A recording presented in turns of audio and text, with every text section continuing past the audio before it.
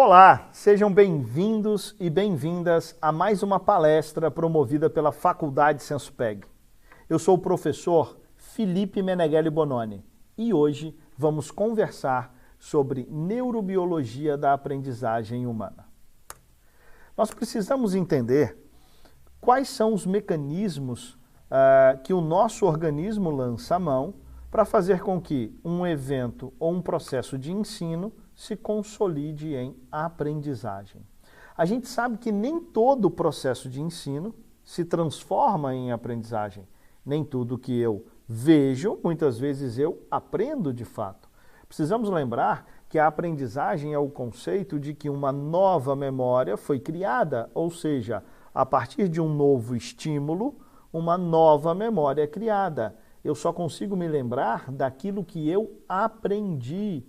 Então, aprender é fundamental para que depois eu possa utilizar essas informações no meu dia a dia, no meu convívio, para que eu possa ser uma pessoa mais bem informada e tenha maior capacidade de tomar boas decisões, fazer reflexões e escolhas na minha vida. Quanto mais eu aprendo sobre todas as coisas, mais competente ou mais capaz eu fico para resolução de problemas.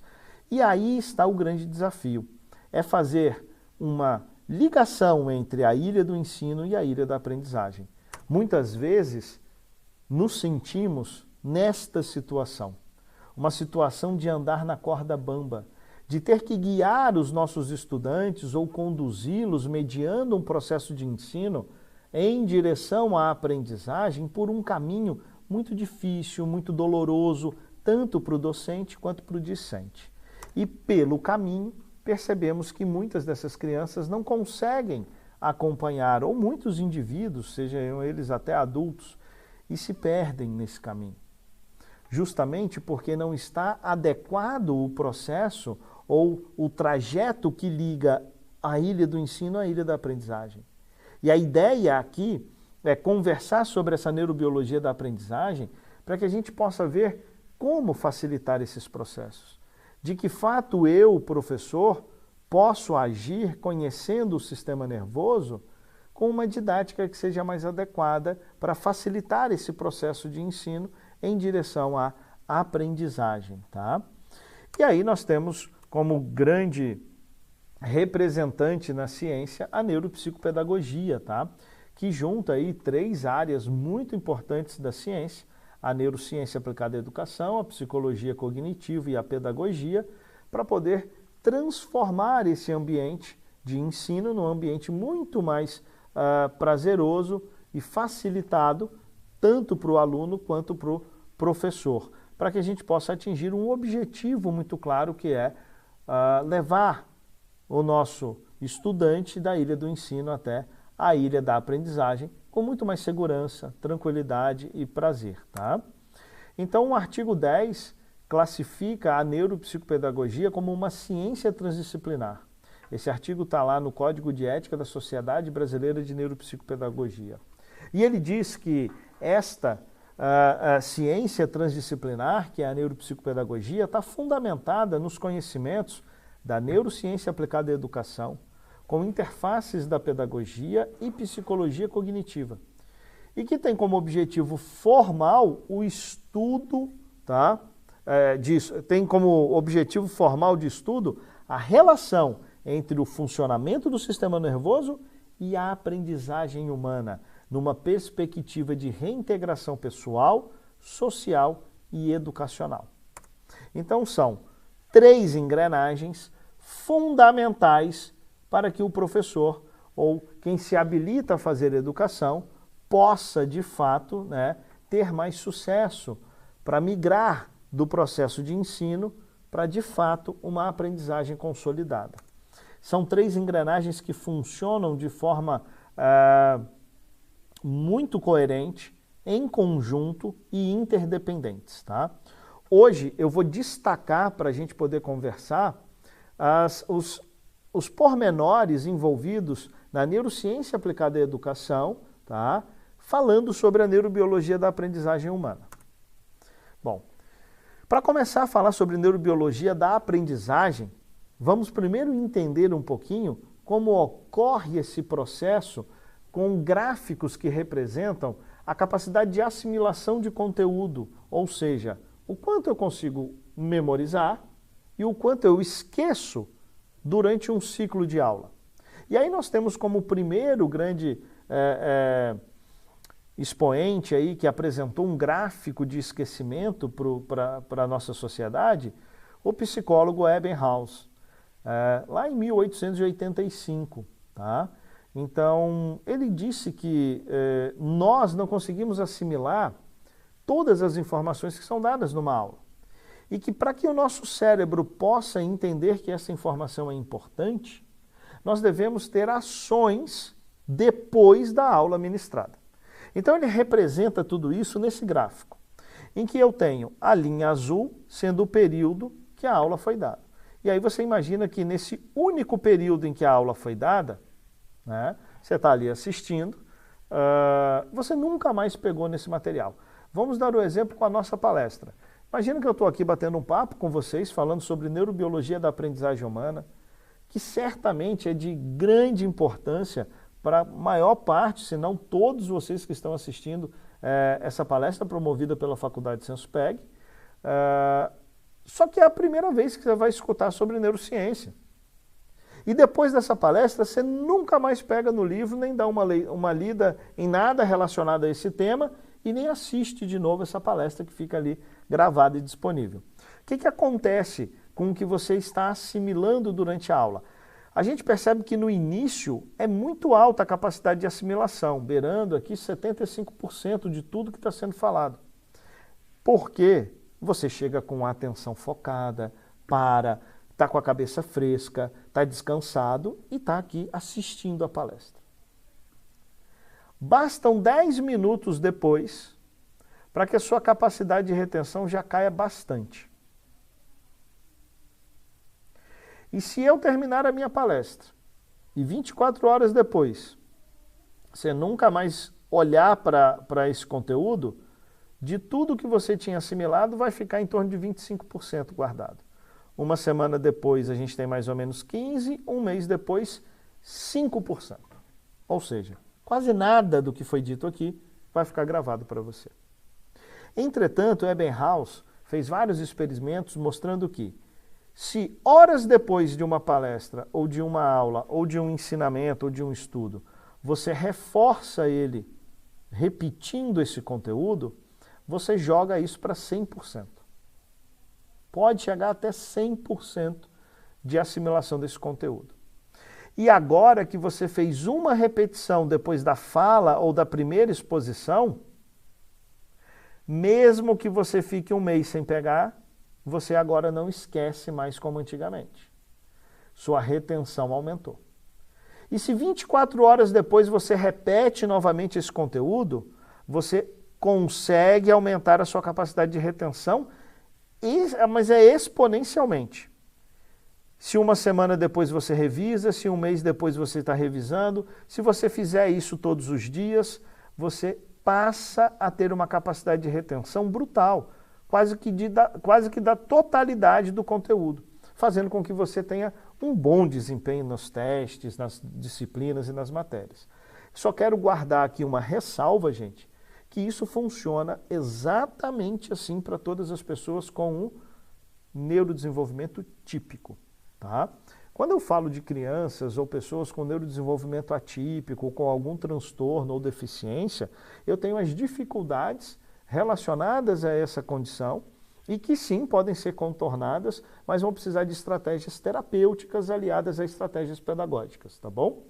Então, isso aqui é o funcionamento fisiológico do nosso organismo, tá? E conhecer a fisiologia é o primeiro passo para que depois a gente possa entender as patologias. Então, olha que potência, né, mostrada aqui por Ebbinghaus, com repetições simples, tarefas de casa, discussões dentro da sala de aula, relembrar aquele assunto antigo antes de iniciar um novo assunto, o quanto isso ajuda o teu cérebro, né? Mostrando que a repetição ela é fundamental para o processo de aprendizagem, tá bom? Além de Ebbinghaus, muitos outros também estudam isso. Temos aí um contemporâneo nosso, o professor também, psicólogo cognitivista, Tony Buzan, da Inglaterra, que ele faz um gráfico que fala mais ou menos a mesma coisa do que falava o Ebbinghaus, só que ele coloca elementos que são do mundo moderno. Hoje nós temos muitos distratores em relação ao que se tinha em 1885, né?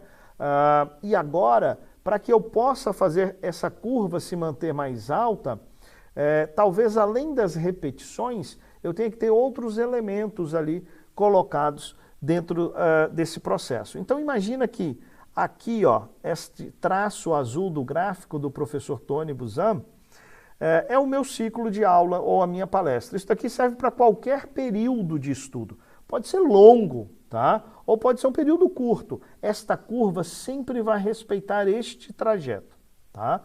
E aí eu percebo que no início, quando eu tenho aqui o chamado efeito da primazia, eu estou com a cabeça fresca, assim como Ebbinghaus falou, e eu tenho uma maior capacidade de retenção, né? De conseguir guardar essas informações. E que isso vem caindo bastante e que na metade da palestra é quando eu menos estou com capacidade de retenção. E que mais para o final da palestra, a minha capacidade de retenção volta a subir, tá? Mas, para que eu possa mudar esta curva, alguns elementos representados aqui são muito importantes e podem empurrar essa curva para cima. O primeiro deles é o entendimento sobre esse assunto. O quanto você já sabe sobre o que vai ser dito? Porque se você já tem bastante coisa guardada na sua memória sobre um assunto e alguém vem falar e coloca só mais um ou dois elementos novos, nossa, rapidamente você junta eles dentro da memória que você já tem consolidada, seu cérebro entende que isso vai ser mais um caco dessa memória e você assimila com muita facilidade. Então, conhecer sobre o assunto é fundamental para que essa curva possa subir. E aqui entra também, segundo Tony Buzan, as repetições. Então aqui você vê o assunto uma vez, depois você vê duas vezes e depois você vê três vezes. Olha aqui, ó, você vê o assunto uma vez, você vê um assunto duas vezes, você vê o assunto três vezes, você pode ver o assunto uma quarta vez. Quanto mais você repetir, mais esta curva tende a subir. E aí ele diz que se este assunto é um assunto que você conhece e você tem repetido ele várias vezes, e o teu professor ainda na hora de dar essa aula usa esse efeito chamado von Ristorff, tá? Que é um efeito, por exemplo, que muitos professores de cursinho usam com uma música, uma coisa engraçada, geralmente é uma referência que não tem nada a ver com o assunto, mas vai te fazer lembrar, fazer você puxar da memória esse assunto. Isso também joga essa curva para cima. Então, além de conhecer o assunto e repetir o assunto, fazer referências, né, engraçadas de música ou de rima podem nos ajudar muito a melhorar o entendimento sobre esse assunto. E claro, além disso tudo, isso tem que fazer sentido para você. Porque se esse assunto não faz sentido para você, não tem significado, e aí a gente já pode puxar, né, Ausubel, Vallon, Vygotsky, Piaget, porque aqui, além do significado para você, de ter sentido essa aprendizagem, a gente precisa estar num ambiente propício para a aprendizagem acontecer. Eu tenho que ter vínculo com o meu professor, vínculo com a minha turma, eu tenho que estar bem integrado, eu tenho que estar um ser humano saudável, né? Para que isso tudo possa correr da forma mais fácil possível. E aí, além de todos esses fatores, entra o interesse. O interesse pelo assunto, né? Então, ó, tem muito a ver comigo. Eu tenho muito interesse por isso. Eu já sei um pouco, estou repetindo. E o professor joga alguns elementos que vão me fazer lembrar, como uma musiquinha, uma rima, um acróstico, um acrônimo que ele pode fazer no meio da aula. Esta curva tende a subir. Então a gente vê que lá de 1885 para cá, não mudou tanta coisa nesse gráfico. Alguns elementos entraram, que são os elementos afetivos, de interesse e de entendimento para essa associação e da prática docente, né? De fazer com que esse assunto se torne cada vez mais interessante para esse aluno. E pode ser mudando a metodologia no meio da aula, pode ser invertendo isso, botando os alunos para estudar primeiro e depois trazer a dúvida. Então o professor vai poder lançar mão de muitos artifícios para fazer esse gráfico ficar no alto. E por que, professor, que eu necessito desse reforço, dessa volta, desse peso emocional? Primeiro porque é a emoção que imprime muito da memória que a gente tem. E no nosso curso de Neuropsicopedagogia, vocês vão ter uma disciplina chamada Bases Neurobiológicas da Aprendizagem e vocês vão perceber o quanto a emoção, o significado, a importância do assunto e já conhecer, já ter ele alguma coisa na memória para associar com esse assunto novo, é brilhante para fazer com que a memória ocorra de forma mais eficiente. Embora eu ainda necessite da repetição e, claro, deste evento von Richthofen, que pode não ter a ver com o assunto direto da aula, mas que vai me trazer isso na memória, tá? Bom, isso significa que, para a neurociência, a construção de sinapses pode ser feita com um paralelo de uma mata fechada, em que você quer abrir um primeiro caminho. Então você chega nessa mata e faz uma pequena picada nessa mata, tá?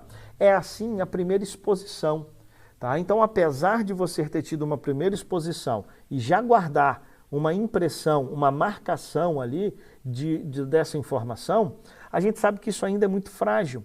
Se você sai dessa mata, ou se você nunca mais revisita esse assunto, se você esquece de estudar, não repete, não mostra o quanto isso é importante para você, quando você voltar aqui nessa mata, uma semana, um mês depois, você não encontra mais essa picada. Ela já foi coberta de novo por mato. Ou seja, essa sinapse que deveria ter sido fortalecida, ela se desmancha dentro do seu cérebro. Entretanto, se você continua repetindo, trazendo elementos novos, buscando o interesse sempre por esse assunto, é como se você estivesse caminhando sobre essa picada feita todos os dias. E aí você torna ela uma trilha. E agora, ainda que você se afaste durante muito tempo, quando você retorna, você é capaz de encontrar essa trilha. Ainda que essas sinapses estejam se desfazendo, um pouco disso vai ficar porque está mais fortalecido, não some de uma hora para outra. E se você continuar ali, poxa, então essa trilha se alarga bastante, formando uma estradinha. Com um pouco mais de tempo, eu tenho de fato uma estrada, tá? Muito bem consolidada, que eu posso sair e voltar meses depois e eu ainda tenho essa informação. E quanto mais isso for praticado, as sinapses se fortalecem a tal ponto que viram como estradas pavimentadas, viram uma rodovia. E agora você pode passar décadas sem vir aqui e quando voltar nesse assunto, você encontra essa informação. Então, por isso esse ciclo é tão importante. Tornar o ambiente interessante, tornar o assunto significante para esse aluno, fazer com que ele associe isso com coisas que ele já conhece, já sabe, e que ele revisite isso o tempo inteiro, tá? E no futuro, quem sabe, esse cérebro estará cheio de rodovias pavimentadas, porque ele está entendendo qual é o caminho mais fácil para fazer da ilha do ensino até a ilha da aprendizagem, mediado aí por um docente que conhece esses meandros, a neurobiologia da aprendizagem humana e vai saber conduzir com muita eficiência um processo de ensino até chegar na aprendizagem, né?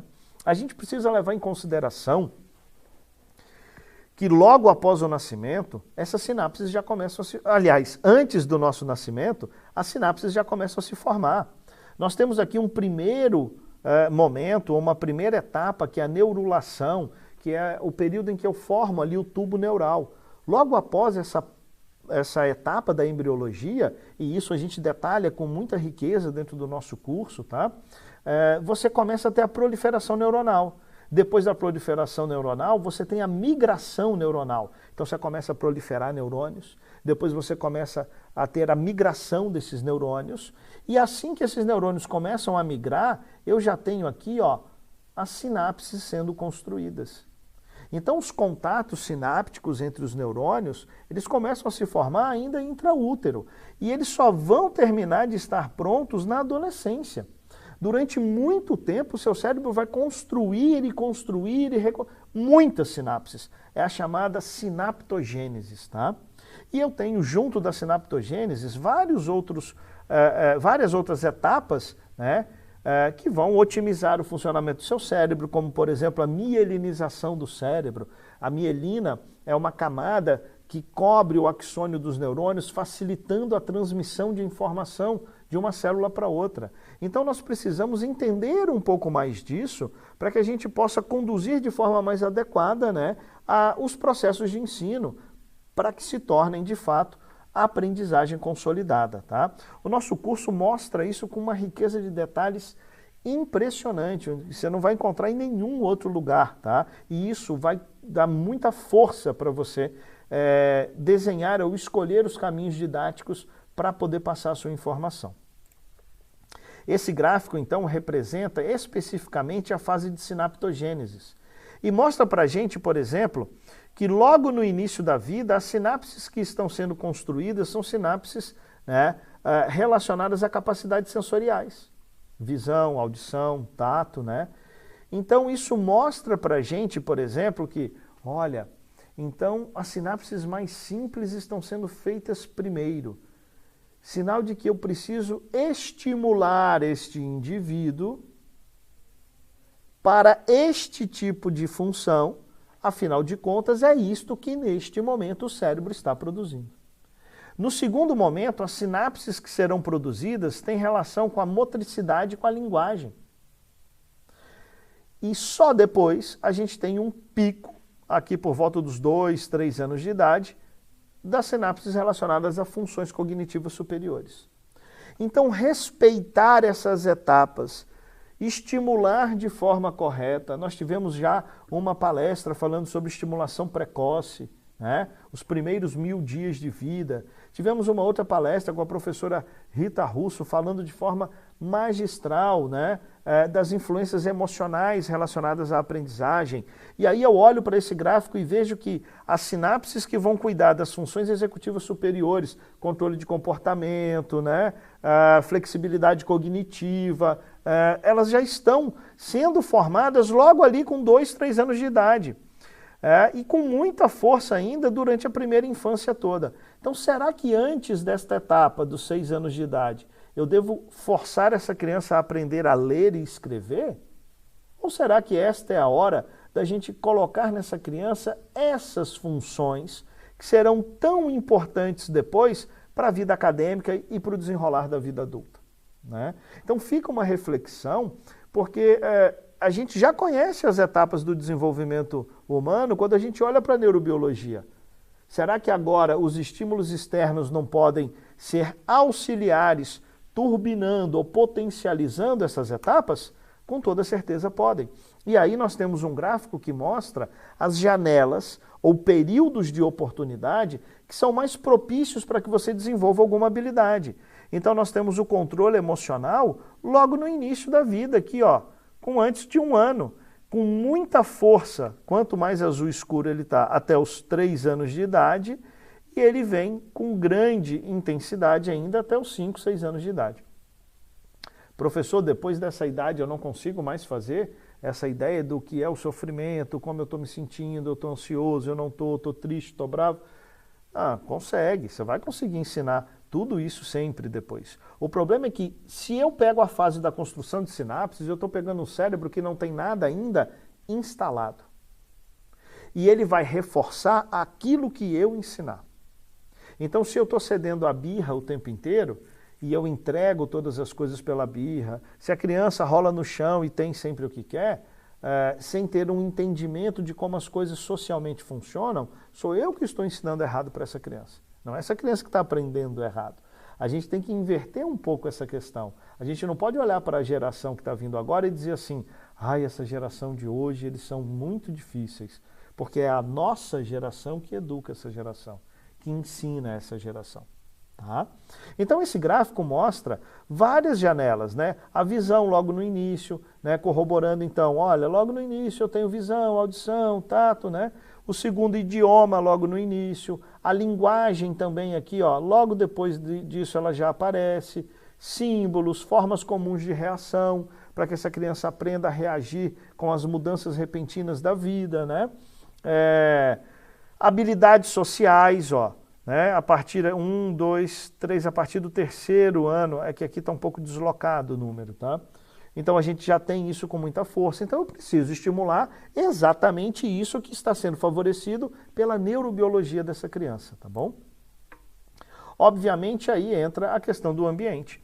A gente viu que durante o nascimento, naquele nosso primeiro gráfico, eu tenho um desenrolar geneticamente programado. Então dentro do útero, basicamente os genes tomam conta. O meio ambiente tem influência sim, mas não é do mesmo tamanho depois que essa criança sair desse útero. Assim que a criança nasce, o meio ambiente tem muita influência aqui. E eu tenho que considerar que as primeiras sinapses estão relacionadas ao sensorial, depois eu começo a construir o motor e linguagem e depois a cognição mais elevada.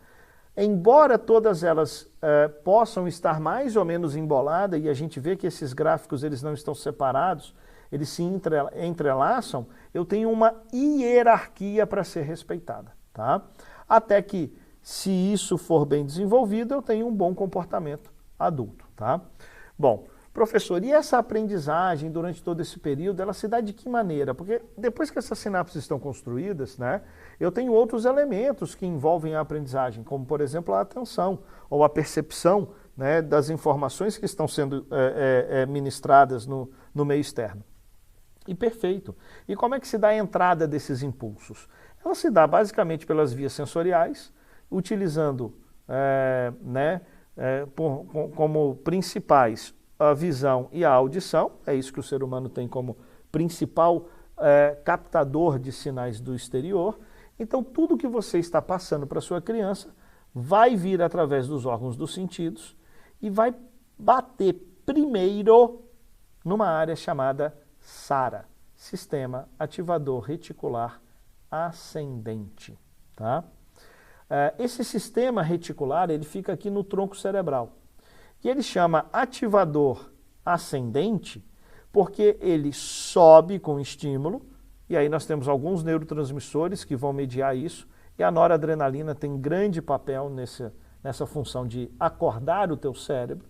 Ele sobe até o tálamo, faz as ligações com o tálamo e o tálamo espalha todos os estímulos para todas as áreas cerebrais. Então o estímulo visual bate aqui no SARA, vai até o tálamo e é direcionado ao lobo occipital.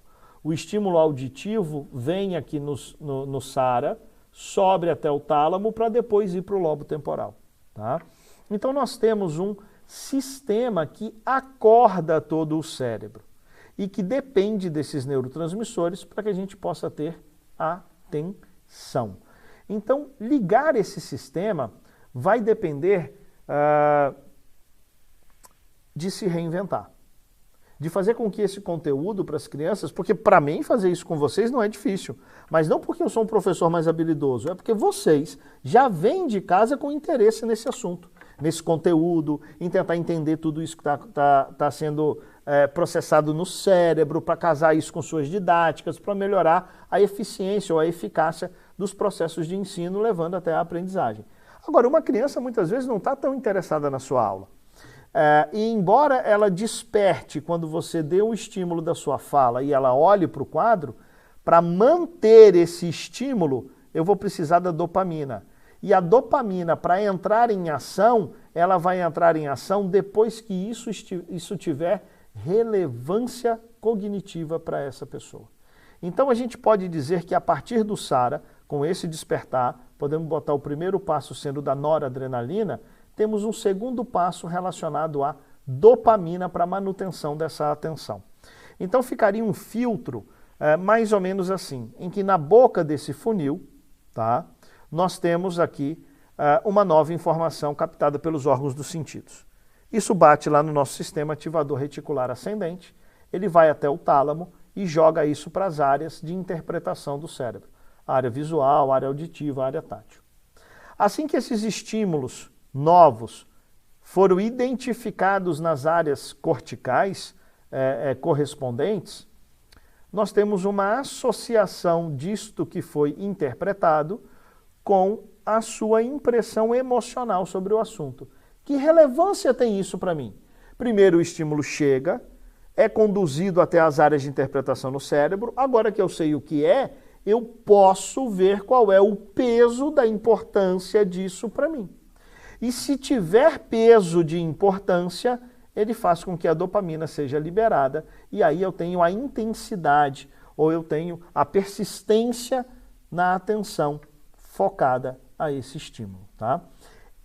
Qualquer um desses eventos que for quebrado, eu tenho prejuízo na manutenção da atenção, logo no processamento dessa informação, logo na formação de uma nova memória. Então, se eu tenho um problema auditivo ou visual, vou ter problema com isso aqui. Se eu tenho um problema na dopamina, por exemplo, existente no TDAH, eu quebro esse filtro. Porque eu preciso fazer todas essas associações até chegar aqui. E se eu não tenho a dopamina, se eu já tenho um problema com noradrenalina, eu já quebro todas essas etapas. E aí eu não consigo desenrolar um processo com eficiência. E embora eu esteja falando aqui, citei alguns exemplos de transtornos ou problemas, se a criança não consegue enxergar significado, ou a pessoa que está escutando qualquer informação, seja adulto, adolescente ou criança, e vai ficando cada vez mais difícil quanto menor vai sendo a idade, não enxerga uma associação, um uso, uma importância, não tem um vínculo com quem está falando, com o local onde ela está estudando, esse ciclo aqui não se faz, esse funil aqui é interrompido e eu não mantenho a dopamina forte. E eu dependo dessa dopamina e desses processos acontecendo para que esta ilha do ensino seja ligada à ilha da aprendizagem por uma ponte. Sabendo todos esses elementos, eu consigo transformar a realidade da minha aula, da minha didática ou das estratégias que eu estou utilizando, para que de uma corda bamba eu agora possa criar uma ponte muito mais sólida, fazendo com que a travessia da ilha do ensino até a ilha da aprendizagem seja uma travessia muito mais tranquila, prazerosa, tanto para o professor quanto para o aluno. E a neuropsicopedagogia se mostra aí como o grande gerador de conteúdo e gerador de estratégias e intervenções para que você possa fazer esse alicerce mais forte, ou seja, para que você possa construir esta ponte no lugar daquela corda bamba que perde tantos alunos pelo caminho. E é fazendo isso que se lida com diversidade. E aí a gente pode dizer que sai do quadro de exclusão, onde a gente não sabe lidar e deixa de fora, sai do quadro da segregação, em que eu tenho só alguns em algumas escolas especiais fazendo isso, e aí eu mando para lá quem eu não consigo cuidar, deixando os iguais separados, e aí eu crio um mundo paralelo que não transforma a vida dessas pessoas.